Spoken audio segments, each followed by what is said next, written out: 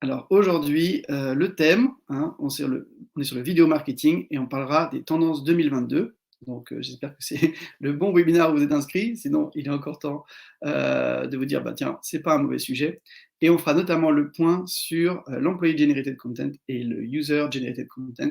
Donc 2 tendances, hein, qui sont pas, récentes, mais, qui sont vraiment une lame de fond, sur, les derniers mois. Alors, au menu du jour, je vous parlerai un tout petit peu de cannelle, au tout début, de ce webinaire, juste avec 2 slides et je vous ferai un topo un peu plus précis pour ceux qui veulent rester à la fin du webinaire. Pour le reste, on va couvrir les tendances 2022, comme je le disais, et surtout, on va aller regarder quelques exemples dont vous pouvez vous inspirer pour vos campagnes et pour vos vidéos. Et on verra surtout comment s'en inspirer, hein, qu'est-ce qu'on peut retenir et comment l'utiliser.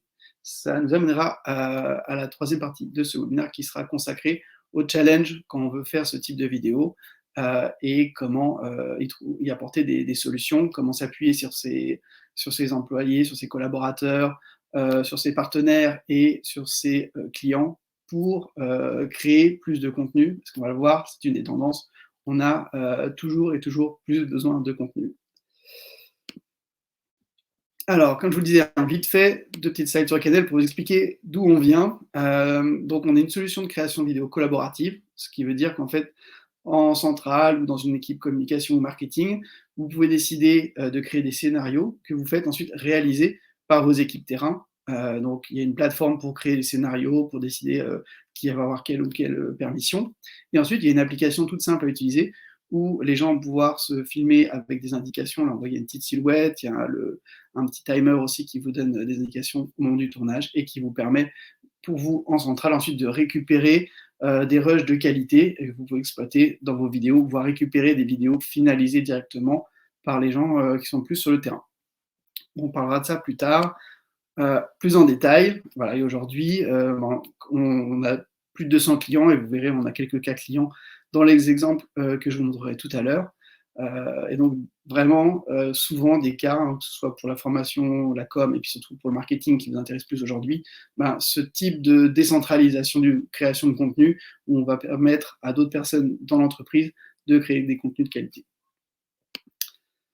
Donc, on va se lancer sur les tendances 2022 et c'est toujours un petit peu un exercice compliqué de prévoir le futur, mais on peut déjà regarder les chiffres qui existent aujourd'hui et en extraire, pour moi, 3 grandes tendances. Mais avant de vous parler de ça, un petit préambule. Je pense que vous êtes tous convaincus, mais je voulais le rappeler et puis aussi vous donner des billes si vous voulez aller vendre ça en interne. Pour moi, la vidéo, c'est l'arme fatale du marketing, hein. On va le voir, hein, c'est devenu l'outil tout-terrain. Ça permet de faire du SEO parce qu'on peut faire directement du vidéo SEO, faire bien référencer ses vidéos sur YouTube pour qu'elles ressortent sur Google et YouTube. On peut les utiliser sur les réseaux sociaux, même je ne vois pas trop comment communiquer aujourd'hui juste avec des visuels si on n'a pas aussi des vidéos intercalées. Sur son site web, ça permet d'augmenter la rétention et puis de faire passer des messages beaucoup plus simplement qu'avec des tonnes de texte. Donc tout ça, c'est vraiment des sujets marketing et je pense que la vidéo, sur tous ces scores-là, elle va exploser. Enfin, elle continue d'exploser, on va dire plutôt, parce qu'il y a aujourd'hui rien de nouveau de ce point de vue-là, mais la tendance est qu'avant, on pouvait dire la vidéo ou autre, et maintenant, aujourd'hui, c'est pour moi exclusivement la vidéo. Ensuite, elle est efficace, on le verra, j'ai quelques stats pour vous. La vidéo, ça engage, ça vend, donc ça, il n'y a plus de doute, c'est pas vraiment pour faire juste de la com, pour faire joli, c'est un outil très fort. Et c'est un contenu qui est plébiscité, hein. Il y a des études qui le montrent, je vous donne des chiffres dans 2 secondes, mais la vidéo, c'est le contenu de marque qui reste le plus demandé. Donc sur ces chiffres, très rapidement, encore une fois, c'est pour que vous les ayez. N'hésitez pas à télécharger les slides après le webinaire, on vous enverra le lien. Et utiliser ces chiffres-là si vous avez besoin de convaincre des ronchons ou des sceptiques en interne. Donc la vidéo vend, hein, 96% des consommateurs aux US ont regardé une vidéo explicative pour se renseigner avant un achat, donc c'est quand même un point assez important, ça fait partie du parcours d'achat, et 84% auraient même été convaincus d'acheter après avoir visionné une vidéo. Donc on voit l'importance de la vidéo, quelle qu'elle soit, hein. Là on reste assez vague, mais que ce soit une vidéo sur votre site, une vidéo sur les réseaux sociaux, que ça a été posté par vous, par un influenceur, la vidéo fait partie de vos parcours d'achat. L'arme fatale également d'un point de vue réseaux sociaux et d'un point de vue, on va dire, la façon dont on va pouvoir arrêter quelqu'un dans son, on va dire, son scroll infini et infernal sur les réseaux sociaux, bah, ça va être la vidéo. Hein, on le voit ici, c'est là, dans cette étude, hein, quel type de contenu vous arrête quand vous êtes en train de scroller, ben, le premier en tête, c'est la vidéo.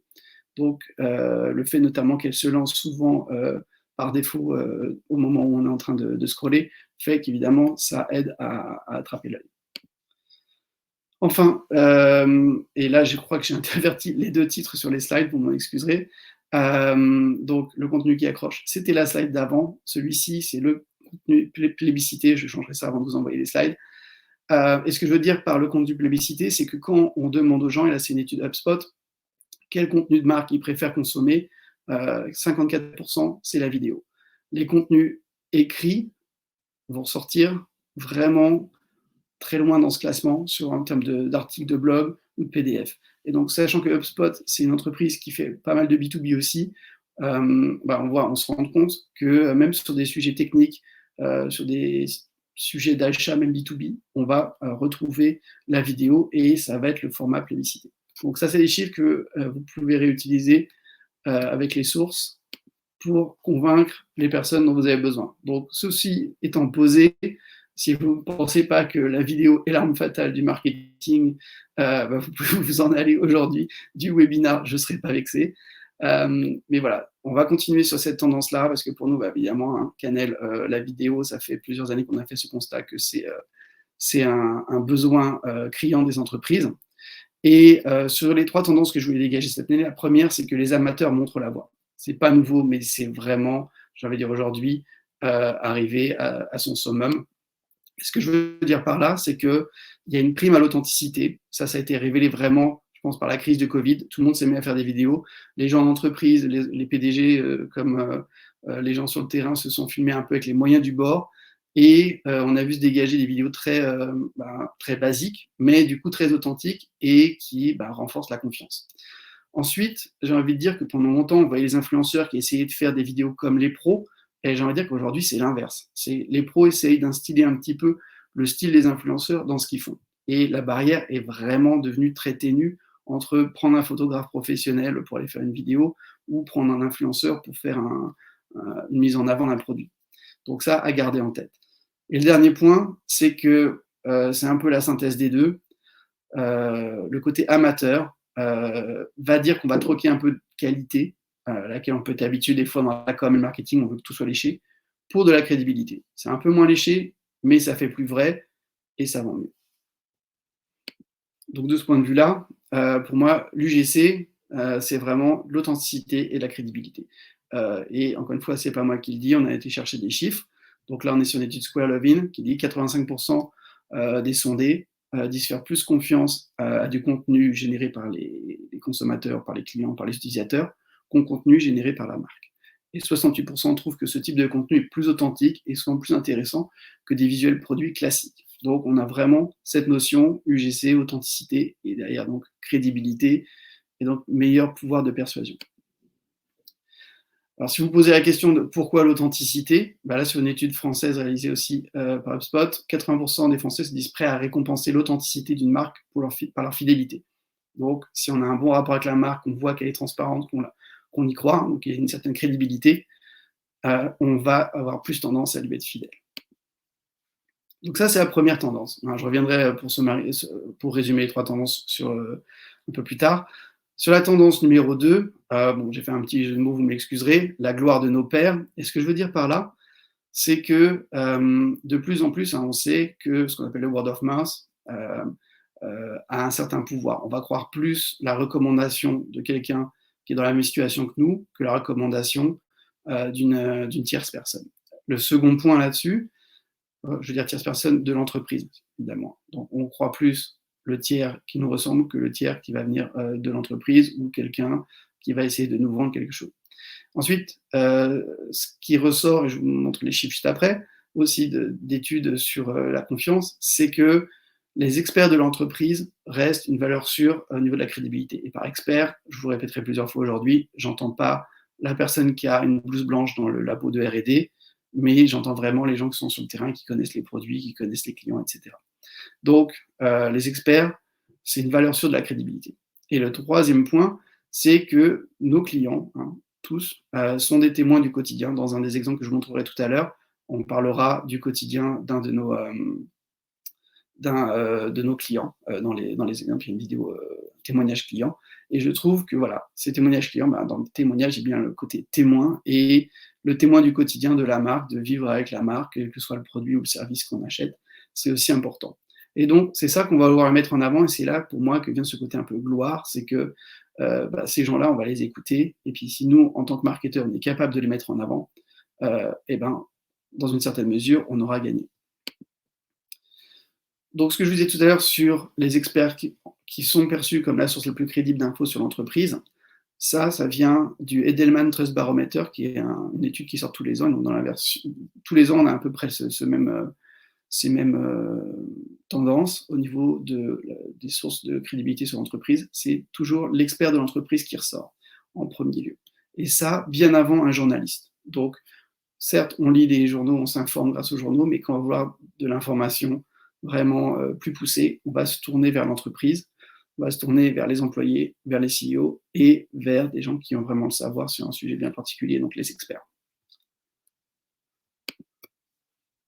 De la même façon, quand je vous disais les clients sont témoins du quotidien, il y a une étude qui a été faite par Google, hein, je ne sais pas si vous connaissez le site Think with Google, il y a beaucoup de tendances qui sont sorties par Google, et ils ont été regardés quels étaient en gros les facteurs les plus puissants de recommandation dans le domaine du voyage. Et en bleu, là, à 48%, c'est les vlogs de travel qui ressortent, donc les vlogs de voyage. Et ça, bien avant ce que peuvent donner les marques du voyage ou même les informations que peuvent donner directement les sources officielles sur une destination. Donc, on voit que on recherche en tant que consommateur l'avis des consommateurs et puis le point de vue, hein, c'est pas juste l'avis avec les 5 petites étoiles, mais c'est aussi le point de vue avec des vidéos réalisées par nos pairs. Voilà pour cette deuxième tendance. La troisième, c'est vraiment les formats story. Et encore une fois, la story, elle porte bien son nom, c'est l'histoire, mais c'est l'histoire, encore une fois, du quotidien de l'entreprise, de vivre avec l'entreprise, de vivre avec ses produits. Et pour ça, il faut bien comprendre qu'on est vraiment passé dans une ère de vidéos courtes, donc les stories, hein, même si les TikTok et Instagram ont rallongé souvent la durée, qu'on est passé de 15 à 30 à 60 secondes. Les Reels restent assez courts aussi, mais tout ce qui est Reels, tout ce qui est Stories, tout ce qui est TikTok, ça reste des vidéos courtes. C'est des vidéos qu'il faut sortir fréquemment. J'avais vu une étude, là je ne vous ai pas mis le chiffre dans ces slides, mais un influenceur, il va poster 10 stories par jour pour être visible sur son Instagram, en moyenne. Et ensuite, il faut bien garder en tête le côté éphémère. Et ça, des fois, on ne l'a pas trop au marketing. On espère que les contenus vont durer, mais il faut être aussi capable de produire des contenus éphémères. Et ça va nous apporter aussi peut-être plus de flexibilité par rapport à la qualité qu'on attend des vidéos. Deuxième point sur cette tendance, c'est qu'on est sur un format qui est hyper adopté, je vous montre les chiffres juste après, qui est hyper sollicité aussi et qui est efficace. Les gens recherchent les stories et ça devient une source d'information par rapport aux produits qu'ils achètent et aux services. Et enfin, le dernier point, c'est pour moi une opportunité énorme pour les marques, un champ énorme que peu de marques ont comprise, ou du moins exploité, c'est une chance de montrer le quotidien et ce que j'appelle le non-montré. Voilà, aujourd'hui, toute la partie backstage, la partie un peu off, on ne la montre pas forcément, on ne montre pas comment les produits sont produits, qui sont les gens de l'entreprise au quotidien. Et ça, on pourrait tout à fait le faire. Il y a des marques qui l'ont très bien fait, c'est dans la mode. Je ne connais pas une marque de mode qui, quand elle fait ses défilés, etc., n'a pas plusieurs personnes en train de poster des stories de ce qui se passe backstage, des modèles en train de s'habiller ou de ce qui se passe à côté du runway. Donc ça, c'est important de se dire, ça, la story, c'est votre histoire du quotidien, c'est l'histoire de tous les jours et on peut la montrer de façon fréquente et ça va aussi répondre aux besoins de créer plus de contenu fréquemment. On va produire un type de contenu un peu différent. Donc, je vous ai mis ici, je sais que c'est écrit tout petit, directement un screenshot de la page d'Instagram sur le format Stories, donc c'est leur page business. Donc, on a des stats qui sont assez éloquentes, notamment 58% des personnes interrogées déclarent s'intéresser davantage à une marque ou un produit après l'avoir vu dans des stories, donc c'est quand même assez important. On a 50% des personnes interrogées qui disent avoir consulté un site web pour acheter un produit ou un service après l'avoir vu dans les stories, donc même effet, on va retrouver ce type de vidéos courtes, éphémères, pas forcément de grande qualité dans certains cas, parce que encore une fois, ça peut être shooté de façon un peu rapide, tremblotante, etc. Mais on retrouve ce contenu vidéo dans les parcours d'achat.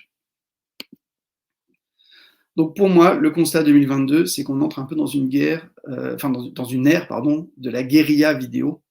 Ce que je veux dire par guérilla vidéo, c'est, si vous pensez un petit peu à la guérilla dans le monde réel, c'est pas sortir les grosses armes et sortir un gros coup de canon tous les 3 jours, c'est être dans la rue avec sa Kalachnikov et jouer d'escarmouche, en fait. Donc de ce point de vue-là, je crois que peut-être que si on n'avait pas le confinement, ça aurait pris un peu plus de temps, mais ce confinement, il a accéléré tellement de tendances, et sur la vidéo, pour moi, il a accéléré cette tendance d'un passage de vidéos faites pas très souvent, assez corporate, assez léchées, à on sort plein de vidéos et c'est beaucoup plus informel. Et de ce point de vue-là, ça c'est vrai en formation, en communication, et encore plus pour moi en marketing. Je pense que de ce point de vue-là, on a tous été un peu, en tant que créatifs, libérés par le confinement et le fait que les gens se postaient dans des situations pas forcément avantageuses et utilisaient des formats nouveaux qui étaient Instagram, Stories et TikTok, TikTok qui s'est envolé en termes d'utilisateurs aux États-Unis et en Europe pendant cette crise du Covid. Donc pour moi, cette guérilla vidéo, ça veut dire qu'il faut, évidemment, vous le savez déjà, il faut plus de contenu. Par contre, il faut se dire, il faut penser souvent éphémère, des contenus qui ne soient pas forcément voués à rester. Ensuite, des contenus terrain, comme ce que j'ai tout à l'heure, le backstage, tout ce qui est un peu off, ce qu'on ne montrerait pas forcément. Peut-être que si vous faites une belle vidéo, vous avez 2-3 personnes avec des téléphones qui vont prendre des petites vidéos en plus, et ça permettra de faire une vidéo making-of. Toutes ces choses-là, et encore une fois, quand je dis une vidéo making-of, c'est peut-être plutôt une dizaine de petites stories making-of. C'est ça qui vont vous permettre de faire un peu un effet de teasing aussi. Et le dernier point, c'est que vous avez donc besoin de vos équipes non communicantes. On va revenir dessus dans les challenges juste après. Ce besoin des équipes non communicantes, c'est parce que vous ne pouvez pas, en tant que com ou marketing, être sur le terrain, partout, être le même jour à Marseille, à Lille, à Lyon ou à Rennes. Vous ne pouvez pas être à la fois au four et au moulin ou à l'usine et avec le service livraison. Et donc, c'est les gens sur le terrain, on va le voir avec un cas, notamment La Poste, qui vont pouvoir vous remonter ce type d'informations. Voilà, donc ça, ces 3 tendances, on les garde en tête, et je vais vous montrer un petit peu ce qui pour moi sont 5 exemples de ces tendances, et vous dire comment vous en inspirer. Donc, le premier cas, c'est un cas qui nous vient tout droit de la fin du premier confinement, quand les salons de coiffure dans beaucoup de pays étaient fermés, et les femmes commençaient à avoir les cheveux blancs qui ressortaient. Moi, j'ai toujours les cheveux blancs qui ressortent, mais c'est peut-être, c'est pas un problème pour moi, tout du moins. Et donc, on a L'Oréal qui a fait un coup génial à l'époque, qui a fait un format stories, un vertical, alors qui n'est pas une stories parce que c'est plus long que le format, ce que le format permet, mais on est sur ce format vertical, destiné clairement aux réseaux sociaux, Instagram, etc. Et Eva Longoria fait sa teinture de cheveux elle-même. Alors j'en ai fait une tribune sur le site de la réclame, vous pouvez retrouver une étude plus poussée de ce qui se passe. Je vous en passe un petit bout, parce que pour moi, c'est un bon exemple justement de... Alors là, on prend un méga influenceur, on prend une célébrité, mais quelqu'un qui fait à la maison quelque chose qu'on ne s'attend pas à voir, avec un niveau de qualité qui est bon, mais qui est forcément un peu moins que ce qu'on s'attendrait à avoir d'une marque pareille. Donc je vous passe un petit bout, je me mets sur mute, on en regarde peut-être 30 secondes, 40 secondes, et après je reviens et je vous explique, et vous aurez le lien dans les slides si vous voulez regarder la vidéo en entier, elle vaut le détour.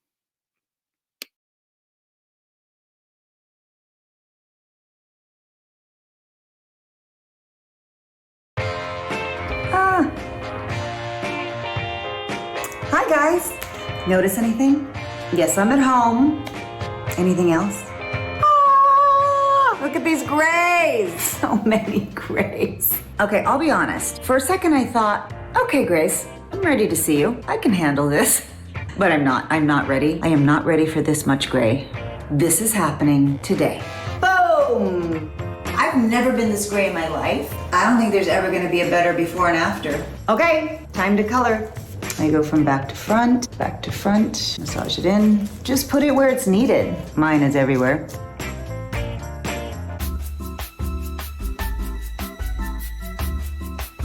Color's done.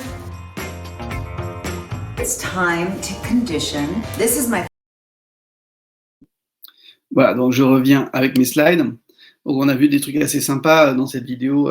Bon, évidemment, Eva Longoria est une actrice, donc c'est plus facile de faire témoigner une actrice, mais vous pouvez trouver sur le net des photos où on la voit avec le matériel qu'elle a utilisé, et elle a juste 2 téléphones pour faire 2 angles, un petit peu de lumière, un micro, et ça tourne. Et ce que je trouve génial, voilà, c'est qu'on a un petit peu de montage très basique, on a une petite incrustation, on a un petit chronomètre, mais tout ça aujourd'hui, j'ai envie de dire, on sait tous le faire, quoi, avec un peu n'importe quelle application. Si on a les bons outils ou on équipe en plus, évidemment ça aide, mais on est sur un format qui est assez simple à réaliser et qui est très utile, hein. On voit quelqu'un en train d'utiliser le produit, comment l'utiliser. Après, à la fin de la vidéo, on voit en plus le résultat, bien sûr. On a un petit peu un avant-après. Et donc, ce que j'aime bien, c'est que voilà, 1 minute 30, c'est court, c'est pas un tutoriel de 10 minutes sur comment se teindre les cheveux. On n'a pas forcément tous les détails, mais on a l'essentiel. C'est efficace, c'est pratique, on a compris assez vite ce qui se passe. Et surtout, en fait, c'est ce côté fait à la maison, hein, self-made, et ça reste un contenu qui est charté, il y a un petit peu de musique. À la fin, on retrouve bien I'm worth it, je crois qu'ils disent même We are worth it, parce qu'il y a un petit côté aussi, on le vaut bien pendant la crise. Et on retrouve tous les codes de L'Oréal, et on a un produit fini qui est assez bien fait, mais encore une fois, réellement réalisé à la maison par cette célébrité. Donc ça, c'est le premier exemple, j'ai mis l'exemple qu'il vaut bien. Je ne dis pas que tout le monde peut se payer Eva Longoria pour vendre ses produits, évidemment, mais on peut s'inspirer énormément de ces codes-là. On est encore une fois sur un contenu court, assez éphémère, hein. Donc si on se rappelle mes points par rapport à la guérilla qui nous attend sur la vidéo. Donc on fait des contenus éphémères, ils ne sont pas voués à vivre pendant 10 ans ou à être passés au cinéma. C'est fait pour les réseaux sociaux, c'est en format vertical dès le départ, ça restera en format vertical. Même si vous allez sur YouTube, il y a des bandeaux sur les côtés, ça reste vertical. Donc ça, c'est le premier point. Ensuite, on va partir sur un exemple beaucoup plus terre-à-terre. J'ai choisi le vlog des dirigeants de Bouygues Télécom Entreprises on Cloud, qui est une division de Bouygues Télécom Entreprises qui, comme son nom l'indique, est dédiée aux technologies du cloud. Et donc, il y a plusieurs vidéos que vous pouvez retrouver sur LinkedIn. Je ne peux pas vous la jouer parce que je peux jouer que des YouTube pendant le webinaire, mais vous aurez le lien et on est sur quelque chose d'assez simple. Alors, on nous présente Pierre Amann, qui est le directeur, et ensuite, il va répondre à des questions vraiment sur la vision de cette filiale, etc. Et pour moi, cet exemple, il prouve qu'il n'y a qu'à. Hein. Souvent, on dit « Ah, il faudrait faire des vidéos, il faudrait faire des vidéos ». En fait, il y a un moment où il faut passer le pas. Et là, c'est assez simple. Hein. Il n'y a pas eu besoin d'un studio. On voit clairement derrière lui, on est dans une salle de meeting. Il y a un petit kakémono. Tout ça, c'est facile à faire. J'imagine que Pierre Amann porte souvent des chemises. Il n'a pas besoin de se mettre sur son 31. Bon, moi, je mets des polos pour faire des webinars. On n'est pas en pyjama dans nos salons, c'est sûr, ou dans la salle de bain de Eva Longoria. Mais on a un format qui est simple à réaliser. Un vlog, tout le monde connaît les codes, donc pareil, on ne va pas chercher midi à 14h, encore une fois, c'est juste on passe le pas de la vidéo, et là je trouve ça c'est bien quand c'est le directeur qui fait la première vidéo pour montrer, on y va, on se lance. Pareil, tout ce qu'il explique dans la vidéo, je ne peux pas vous la passer malheureusement encore une fois, mais quand vous irez la voir, tout ce qu'il explique, ça pourrait être fait avec du motion design, ça pourrait être fait avec des banques d'images, mais non, là c'est le dirigeant qui s'y colle, et du coup, je trouve ça beaucoup plus pertinent. Et on a ce petit côté les yeux dans les yeux, on a cette proximité, encore une fois, on a cette authenticité, et le message, pour moi, passe beaucoup mieux.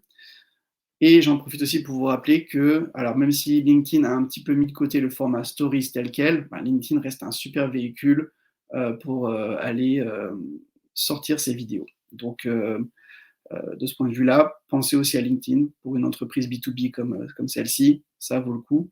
Ça ne veut pas dire qu'il ne faut pas être sur Instagram, hein. Après, il y a différents types de choix, mais là, clairement, c'était le format le plus approprié. Je pense qu'aujourd'hui, pour être sur LinkedIn, ça vaut le coup de jouer la carte de la vidéo.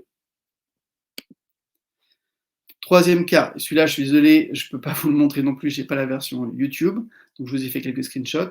C'est Nux qui utilise Instagram et encore une fois des formats courts type stories en vertical pour former ses clients en vidéo. Et on retrouve quelqu'un qui est un expert de la marque, donc je vous disais vraiment, l'expert pour moi, c'est pas forcément, alors là, je dis toujours, l'expert, c'est pas celui qui a la blouse blanche, on a quelqu'un qui a la blouse blanche, mais voilà, on a quelqu'un qui connaît bien les produits et qui va expliquer un nouveau produit, donc nouveau déodorant Baume bio, et qui va passer un peu par toutes les étapes, le côté un petit peu, l'aspect un peu plus scientifique sur le fait que ce soit vegan, bio, etc. Ensuite, la texture, des choses comme ça, comment l'appliquer. Donc voilà, tous ces points-là, assez simples à faire. On voit en termes de séquence, j'essaie de montrer un petit peu tout. On a l'introduction qui est un pack shot, on a des petits cartons très simples à réaliser, et on présente la personne avec un petit encart, comme on l'a pu voir juste avant sur les deux autres cas également. Et là, on a les sous-titres, j'en ai pas encore parlé, les sous-titres, c'est essentiel aujourd'hui parce que beaucoup de ces vidéos sont visionnées sans le son, ou du moins au tout début, elles sont visionnées sans le son, et les personnes ne lancent le son que si ça les intéresse. Donc, il y a une étude Publicis Média qui révélait qu'il y avait 90% des vidéos sur les réseaux sociaux qui étaient regardées sans le son, donc à garder en tête. Donc cet exemple, pour moi, il est assez parlant aussi. Encore une fois, on a un expert. Là, ils ont une jolie salle derrière, avec un fond très sympa avec des produits. Tout ça, vous savez le faire. C'est un truc qui n'est pas compliqué à mettre en place. On peut le faire dans une boutique, on peut le faire dans une salle de conférence. Et encore une fois, la seule chose qu'il y a à faire, c'est sauter le pas et être d'accord avec réaliser ces vidéos-là, qui ont certainement des petites imperfections, mais qui permettent de communiquer sur les réseaux sociaux dans ce mode guérilla. Donc, très rapidement, on donne la parole à une experte. C'est orienté sur l'expérience utilisateur, de la même façon qu'était la vidéo de L'Oréal. On a des formats courts, efficaces, et on reste sur les valeurs et sur l'image de marque. Donc là, encore une fois, on va accepter pour un peu d'authenticité et de rapidité de sacrifier un peu de qualité, mais ça ne veut pas dire qu'on interdit complètement les codes de marque ou qu'on fait un travail de sapage. Quatrième exemple, là je vais vous montrer la vidéo, c'est une success story qu'on a réalisée chez Canel avec un de nos clients, Meloop. Et là, c'est notre équipe support qui allait filmer le client. Donc on leur a délégué le fait d'aller créer ce type de vidéos. Là, c'est des vidéos qu'on utilise nous sur YouTube et sur LinkedIn. Je vous en passe un tout petit extrait. Donc, encore une fois, je coupe mon micro et je vous passe un petit peu.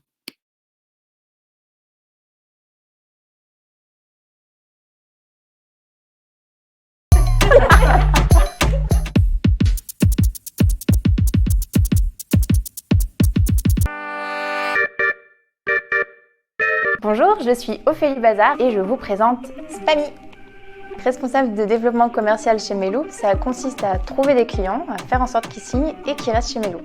On commence par une petite réunion d'équipe, on va tous pouvoir expliquer ce qu'on a fait dans la journée, ce qu'on a fait hier et ce qu'on veut faire sur les prochains jours. Et ensuite, hop, prend le bas de combat et là on fait vraiment chacun nos missions. Chez Meloop, la vidéo c'est important en fait parce qu'on l'utilise dans un premier temps chez nos clients. Donc chaque mois, on vient animer un challenge avec des défis à relever et la vidéo, à ce moment-là, on l'utilise pour pouvoir interviewer chaque collaborateur qui aura gagné. La vidéo, à ce moment-là, elle nous... Voilà, je reviens sur nos slides, comme la fois précédente. Voilà, et donc ce que je voulais garder de cette vidéo, donc encore une fois, je ne reviens pas sur le fait qu'il y a des petits cartons, enfin là c'est pas des cartons, c'est des petites incrustations, on a le logo, etc. et on a les sous-titres.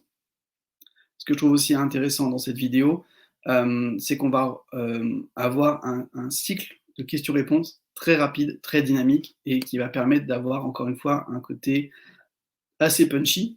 Tout au début, on a vu Ophélie Bazar, qui est le témoin ici, rigoler, et ça, on l'a utilisé au tout début, avant le générique, surtout que notre générique, il est peut-être un peu long de ce point de vue-là, mais ça crée ce qu'on appelle un hook, donc je vous apprends rien de ce point de vue-là, ça permet d'accrocher un petit peu les gens et de mettre une ambiance fun au début de la vidéo, c'est des choses qui sont beaucoup utilisées par les combini, etc. Donc ça, c'est une best practice à utiliser. Donc ce hook, cet enchaînement rapide fait qu'on a une vidéo qui est dynamique. Le tournage, le montage sont très simples à réaliser, donc on peut en faire entre guillemets beaucoup et assez souvent. Il suffit d'envoyer les bonnes équipes sur le terrain, et donc là, l'équipe client, à l'occasion d'un meeting avec Meloop, avait organisé cette petite séance de shoot. On en a fait une, nous, chez un autre client cette semaine. En moins d'1 heure, c'est réalisé. On a fait 1 heure parce qu'on avait beaucoup de questions un peu plus précises à pousser. Mais sur ce genre de petit contenu, en 20 minutes, il n'y a pas besoin de plus de 20 minutes de shoot pour réaliser ça. Donc, encore une fois, on montre pas forcément toute l'essence de ce que fait Canel avec Melou, mais on s'accroche à des petits points précis et puis on montre qu'il y a une bonne relation. Dernier cas qui va dans cette tendance-là, donc là on passe complètement à l'opposé en termes de taille d'entreprise, on passe sur La Poste. Et pour moi, La Poste, elle fait jouer son réseau pour créer des vidéos. Je vous en passais un extrait. Si vous allez sur leur chaîne YouTube, vous verrez, il y a plein de contenus comme ça où vous vous dites, bah oui, ça n'a pas été fait forcément par une agence, c'est peut-être un peu plus statique que ce qu'on aurait si on avait envoyé une équipe de tournage qui avait un matériel pour faire du travelling, etc. Mais ça fait le job, ça permet de communiquer, et encore une fois, ça permet d'avoir aussi un cycle très court en termes de communication, parce qu'on peut envoyer les gens sur le terrain ou leur demander de se shooter, et dans la même journée, être capable de poster sur les réseaux sociaux sans avoir à attendre que ce soit monté par une personne tierce, etc. Donc je vous en mets un petit exemple.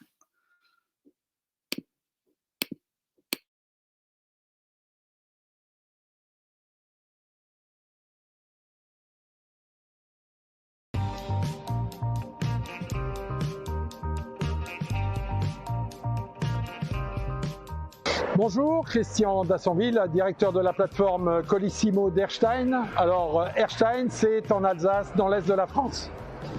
Colissimo est mobilisé donc pour les e-commerçants et pour l'ensemble de ses clients. En 2020, nous avons traité 471 millions de colis, c'est-à-dire pour nos clients 150 millions de colis supplémentaires par rapport à 2019. Sur la plateforme où vous êtes, alors, j'arrête là sur cet exemple. Aux deux, je vois que vous aviez un problème et que c'est résolu. Super. Alors, on revient sur les slides. C'est parti. Donc, à retenir pour moi, encore une fois, dans cet esprit des tendances 2022, on a des vidéos terrain. Je ne vous ai pas passé toutes, je pourrais vous passer 4 ou 5 vidéos avec des facteurs dans des bureaux de poste. Il y a un peu tous les cas de figure de l'activité de la Poste. Ça permet encore une fois de réagir rapidement, notamment cette vidéo-là, elle est sur le fait que suite à une annonce gouvernementale, il y a des choses qui ont dû être mises en place dans les bureaux de poste assez rapidement. Et on voit qu'on est toujours dans la charte du groupe. En fait, on voit l'entreprise de tous les jours avec ses camions siglés. On voit qu'on utilise le jaune, le bleu dans les incrustations. On a le logo qui est incrusté dans le coin en bas à droite. Donc ça, c'est réalisé avec Canel, je vous en parlerai juste après. Mais surtout, c'est une volonté de l'entreprise de garder ses codes et puis de se dire c'est OK de faire des contenus où peut-être qu'il n'y a pas une équipe de tournage avec super éclairage, du travelling, etc. Mais on voit ce qui se passe sur le terrain. Et pour eux, j'ai envie de dire, sans faire de jeu de mots, on occupe le terrain. Voilà, donc ça, c'était les 5 cas que je voulais vous montrer aujourd'hui pour renforcer cette notion de contenu éphémère, terrain, court, punchy. Et quand je dis éphémère, peut-être qu'on les utilise une fois, puis peut-être on les met sur sa chaîne YouTube. Mais au global, quand on parle de stories, on parle de contenus qui vont vraiment pas perdurer dans le temps, mais qui vont permettre de continuer de communiquer tous les jours. Donc, les challenges, souvent, on se dit, qui on va aller chercher pour communiquer avec nous. Donc, j'ai mis tout à droite célébrité. C'est vrai que des fois, on va avoir une Eva Longoria ou quelqu'un comme ça. C'est génial. À défaut, utilisez déjà les célébrités de votre entreprise. Ça peut être un dirigeant, ça peut être quelqu'un dans votre entreprise qui a un savoir particulier. Ça peut être aussi un influenceur dans votre domaine. Donc, donnez la parole à ce genre de profil. Tout à gauche, comme on l'a vu, on peut donner la parole à ses clients, donc que ce soit des consommateurs, que ce soit des acheteurs B2B, que ce soit des acheteurs ou des utilisateurs. Donc ça, c'est aussi un autre point important. Et le dernier C des 3 C, ça va être vos collègues, donc les collaborateurs, les contributeurs de l'entreprise. Alors, que ce soit l'expert pharmacienne avec sa blouse blanche, ou que ce soit quelqu'un de l'équipe support ou de l'équipe de production, qui va venir témoigner ou qui va interroger quelqu'un comme un client ou quelqu'un d'autre dans l'équipe. Donc, maintenant qu'on a vu un peu qui est embarqué, j'ai envie de dire comment convaincre vos contributeurs de venir vous donner un coup de main sur la vidéo. Le premier point pour moi, c'est de les flatter, de les valoriser, de dire on va vous mettre en avant et il n'y a que vous qui pouvez le faire, il n'y a que vous qui pouvez tourner sur le terrain parce qu'on ne va pas mettre un vidéaste dans chaque camion de la poste. Ensuite, il y a le côté aussi d'emmener les gens avec qui vous voulez travailler, vos contributeurs, dans un brainstorm ensemble. Qu'est-ce qu'on pourrait dire, qu'est-ce qui serait sympa en termes de créativité, de nouveauté. Ça aide à emmener les gens dans le projet plutôt que de leur imposer quelque chose qui est déjà tout prêt. De ce point de vue, il y a des choses qui doivent être toutes prêtes. Pour ça, je leur dis mâcher le travail parce que c'est pas à eux d'aller faire tout le script, tout le travail préparatoire, et c'est pas à eux de déterminer la stratégie de communication, c'est pas à eux d'aller après remettre la vidéo dans le bon format, etc. Donc ne demandez que le nécessaire, évidemment, ne demandez pas de montage. 3 points clés pour le tournage. Donc quand on veut déléguer un tournage, c'est faisable. Nous on le fait chez Canel, on a beaucoup de clients qui le font aussi. Et les best practices qui ont émergé, c'est vraiment d'avoir les bons outils, des outils simples, courts, mais précis. Donc, généralement, ça va être une checklist pour le jour du tournage, avec des trucs comme penser à vous mettre du bon côté, penser à vérifier l'éclairage, peut-être qu'il y a une ou deux lampes que vous pouvez changer, qu'est-ce qui se passe derrière vous, pensez à nettoyer la lentille de votre téléphone parce que s'il y a un petit peu de gras dessus, ça va faire une image floue, voilà, ce genre de choses-là. Préparez évidemment un script avec des instructions. Quand je dis script, ça ne veut pas dire du tout préparer ce que les gens doivent dire, mais c'est l'ordre des questions qu'ils doivent suivre, éventuellement quelques instructions si vous voulez qu'ils vous filment un petit travelling de l'usine ou de l'entrepôt, vous leur demandez, là, il faudra réaliser un petit travelling de l'entreprise, de l'entrepôt, là, il faudrait montrer le logo qui est au-dessus de la porte, au-dessus de l'accueil, ou je ne sais pas quoi. Voilà, vous préparez tout ça dans le script. Et puis ensuite, il faut avoir les bons outils, un minimum, un petit micro si vous voulez avoir une bonne captation de voix, surtout si vous êtes dans un environnement plutôt bruyant, comme on a pu voir la personne dans l'entrepôt tout à l'heure. Avoir un pied pour stabiliser la captation, et puis ensuite avoir les bons outils. J'inclus quand même aussi Canel, notre solution qui va permettre de déléguer vraiment sereinement la création parce qu'il y a des outils pour aider au cadrage, pour aider au timing des scènes, etc.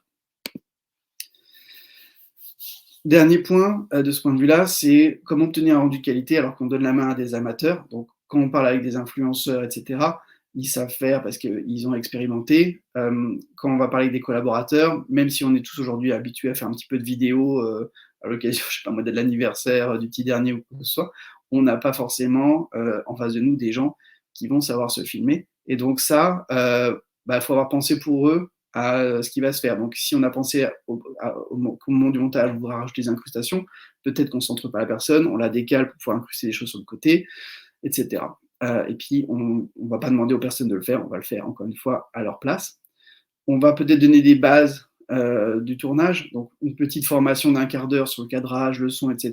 Il n'y a pas besoin de faire plus qu'un petit webinaire qu'on est en train de faire pour savoir comment s'y prendre. On va d'ailleurs avoir un webinaire de démo sur comment faire avec Canel très prochainement. Et dernier point, c'est utiliser un smartphone récent pour avoir une meilleure résolution. Voilà, ceci étant dit, donc n'hésitez pas si vous avez des questions. Je voulais vous parler rapidement de Canel parce que dans cette démarche de déléguer à d'autres personnes qu'à des gens de la communication, du marketing, la création de contenu et de vidéos, on est un outil assez pertinent. On a un outil qui a été vraiment créé pour la collaboration vidéo, en partant du concept que si on veut faire beaucoup de vidéos, les agences, ça coûte cher, et que généralement, quand on a des ressources en interne, des studios internes de création vidéo, ils sont un peu débordés, ils n'ont pas forcément le temps de gérer tous les petits projets dont on a besoin pour pouvoir communiquer sur les réseaux sociaux tous les jours. Et donc, on a créé cette solution pour réaliser des vidéos pro sans compétences, sans vraiment beaucoup de formation, à part, encore une fois, ce tiers d'informations sur les aspects un peu techniques de la prise de vue, et donc créer des vidéos en 15 à 20 minutes. Donc le workflow, il est assez simple avec Canel. Au niveau central, on va dire, vous pouvez créer des scénarios, utiliser des scénarios qui existent déjà, les personnaliser ou créer des scénarios from scratch, préparer chaque séquence, un peu comme on prépare des slides dans un PowerPoint, et ensuite donner la main, et à ce moment-là, il y a une réalisation qui est guidée au sein de votre scénario au moment où la personne utilise l'application pour shooter ses scènes, avec notamment cette silhouette de cadrage, des indications de durée, éventuellement des indications de mise en scène, si on veut que la personne elle marche jusqu'à la machine à café, parce qu'on est en train de faire une vidéo pause café, ça le fait. Dernier point, ça va être ce que nous on a appelé le montage intelligent, qui est juste le fait que, comme un PowerPoint, on a tous nos scènes, on les concatène et ça donne la vidéo avec les animations, etc. Et ces animations, c'est le dernier point, elles sont automatiques et automatiquement à la charte de l'entreprise avec vos couleurs, vos logos, vos polices, votre jingle d'intro, d'outro si on a besoin, éventuellement vous pouvez rajouter la musique avec celles qui sont dans la banque qu'on fournit, voire importer les propres musiques corporate de votre entreprise. Voilà, voilà.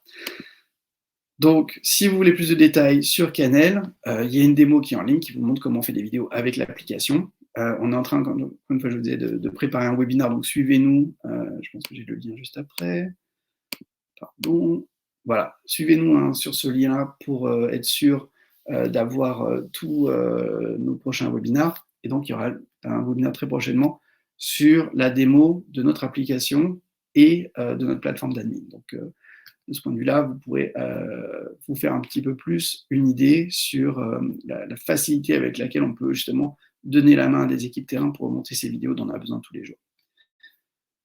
Alors, je vois qu'il n'y a toujours pas de questions, mais ne soyez pas timide, hein, même si vous avez des remarques par rapport aux choses dont on a pu parler. Donc, slide question. Donc, n'hésitez pas si vous avez des questions. Maintenant, vous pouvez aussi m'écrire, hein, guillaume@canel.io. Je peux vous donner éventuellement le lien pour aller directement sur le site, voir la démo si vous le souhaitez. Je vous mets ça dans le chat.